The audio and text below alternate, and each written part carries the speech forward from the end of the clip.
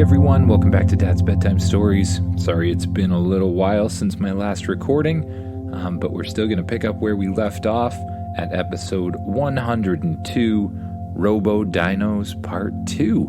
And if you remember from the last episode, basically, you traveled to the future on the Dinosaur planet. You found a world where people rode robot dinosaurs, and then you got in a little bit of trouble. And the police hit you with some sort of sleep ray or something like that. And we're going to pick up from there. As usual, just get as comfy as you can in that bed, close your eyes, and imagine yourself doing what the kid in the story does. You slowly open your eyes, and you see a whole bunch of people standing around you. When the blur disappears, you can see about 10 of them, all standing behind a gigantic desk. You can hear them whispering about you being awake or something like that. Welcome, and we are truly sorry for putting you to sleep, says the leader in the center of the desk. After the police apprehended you, we ran your fingerprints. And strangely, there was one match for them. What do you mean there was a match for them? You ask. Well, you see, our ancient legend has it that our ancestors were taught how to keep dinosaurs by someone they called the bringer of the dinosaurs, explains the leader sitting at the center of the table. Our ancient legend tells us that this bringer of the dinosaurs came down from the stars, built a gigantic base, and taught our people to ride the first dinosaurs. From there, our people went from almost extinct to thriving. In fact, most people believe that if it weren't for the bringer of the dinosaurs, we would no longer be here. And dinosaurs influenced our culture so much that we still ride them, as you can see. Or at least an electronic version of them anyways. And that brings us to you, strange traveler. Our scans tell us you are an alien, but for some odd reason, our fingerprint scans tell us that you have the same fingerprints as the bringer of the dinosaurs. How do you explain that? Asks the leader. You see, do you guys know what time travel is? Because basically, there was this vortex, and I went into the vortex riding my spaceship, and then I came here, and then it was the future, and then you guys were here, and then I had my, I had my spaceship turn into a dinosaur, and then I ran into some police officers, and then you made me fall asleep, and then I ended up here. You explain. All of the people around you gasp. So you're saying that you are, in fact, the bringer of the dinosaurs? Asks the leader. Or states the leader, really. Yeah, I mean, that's what the people on the dinosaur planet used to call me in the past, or the past of your planet anyways, you say. Well then, the leader says, we would like to start by apologizing. If we had known you were such an important figure from our history, we never would have put you to sleep.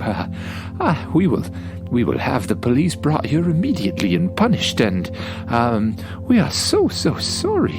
The leader started to ramble. Don't worry about it. I mean, I was a stranger on your planet. I can see why you would do that. Speaking of doing that, do you know where my spaceship is, you ask? Well, we did not find a spaceship. We only found a robotic raptor, and it has been locked up in a very, very secure place that nothing could possibly get out of. I mean, not even in your wildest imagination could anything get out of this place. It is so incredibly secure. Suddenly, spaceship appears beside you and grows just a little bit bigger to the size of a toy. Were you talking about me? Says spaceship. Oh, there it is. Hey, spaceship. I'm glad you got out of there. It was easy, the ship says. The leaders all gasp and look at each other once again, and then begin rambling on and on and on, until the leader bangs a gavel on the desk. Silence, silence now. We have an esteemed guest with us. You all must be ashamed of yourselves. Now, we must show our guest around. All of you, get out of here. All of the leaders from around the giant desk leave through a door on the left and a door on the right, until only the leader was remaining. Now, I think it might be time to show you around a little bit. Come with me. The leader leads you out another door and into an elevator. Now, it has been thousands and thousands of years. I think I'd like to start by showing you some of the history of the dinosaur planet, as you call it. The elevator comes to a stop and the doors open up. You walk into a huge area that looks something like a museum. There's huge statues of dinosaurs and cave people all over the place. You see, our stories tell us that once the bringer of the dinosaurs came, our civilization began to flourish. They used the dinosaurs for transport, for hunting, for building, until the dinosaur riders became the dominant species on the planet. As you walk through the museum with the leader, you see pictures on the wall of the dinosaur riders riding dinosaurs and building huge buildings. Then, as civilization went on, the dinosaurs and the people became one and the same. Eventually, each newborn baby was given a dinosaur of their very own. The people and the dinosaurs grew up together, and we created a civilization like no other. And soon, we began to invent technology. And it wasn't long before the first robot dinosaur was created. The robot dinosaurs were faster, stronger, and more versatile. And before long, we began to rely on the Robo dinosaurs more than any other. They took over the role of the original dinosaurs, and slowly, the original dinosaurs became less and less important. We stopped caring for them and slowly built cities over their habitats, until sadly, the dinosaurs became extinct. They became extinct? You mean the dinosaur planet doesn't even have any dinosaurs on it anymore? Sadly, yes, the leader explains. But that's something I was hoping you could help me with. You were the one who brought the dinosaurs in the first place, yes? Oh, I didn't really bring the dinosaurs, you say. I just taught people how to tame the dinosaurs. Oh. Well, would you have any idea how we could find the dinosaurs once again? You see, there's a growing faction of people who believe leaving our roots behind was a mistake, and that we depend too much on these robotic dinosaurs. Some even believe that it's dangerous to rely on artificial intelligent dinosaurs too much. I happen to be one of those people. What I would do to see a real dinosaur, oh, it's the dream of my life. Since I was a little one, I've always wanted to see a real long-neck dinosaur. I don't know what it is about the long-neck variety, but ever since I was little watching stories and movies, I've just always wanted one, the leader explains. Well, I can't bring back dinosaurs exactly, or I don't think I can, but I'll think about that some more. But I could let you ride something very, very similar, you explained. You could what now? The leader says. Well, do you have a room that's bigger than this? Like big enough for a small spaceship? Well, yes, actually, come this way. The leader leads you through the little museum into a big open room with a huge dome roof. Spaceship, you say. Get yourself bigger. Spaceship begins to glow, and it grows and grows and grows until it's a normal-sized spaceship once again. It lands in the middle of the room, and the back hatch opens. Hey, Changer, come on out. Suddenly, a little Earth dog runs out of the back of the spaceship and jumps up on you. Ruff, ruff, Changer says. You scratch Changer behind the ears, and you bend down and whisper, Hey, buddy, can you turn into a long-necked dinosaur? Ruff, says Changer, and suddenly, Changer begins to morph. It grows and grows and grows until it's the shape of a long-necked dinosaur with a saddle on the back. You jump up on top of Changer and you reach your hand down towards the leader. Well, are you coming? You ask. Am I? Your dog grew. Okay. The leader reaches out their hand. You grab onto it and help them up on the back of the dinosaur. You begin to walk the giant long neck through the museum. The leader rides behind you and is completely giddy with excitement. It's just the most amazing thing they've ever seen. They direct you towards a huge opening at the side of the room. You walk towards the opening and it brings you out to a giant balcony looking out over the city. You jump off the dinosaur and look out at the city in awe. Sitting on the platform are two robot pterodactyls. Now, since you've shown me something I've always wanted, I thought I could show you around the planet. I have somewhere you might like to visit, says the leader. All right, you say. Changer, spaceship, come with us. As you say that, spaceship shrinks down to the size of a toy and flies into your left pocket.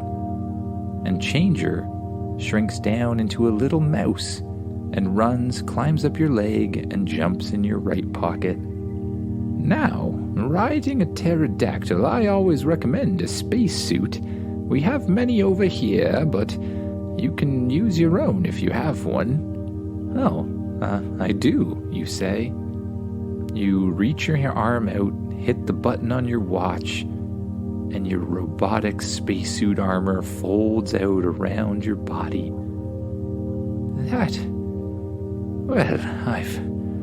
We have some amazing technology, but I've never seen anything like that, the leader says. Well, follow me.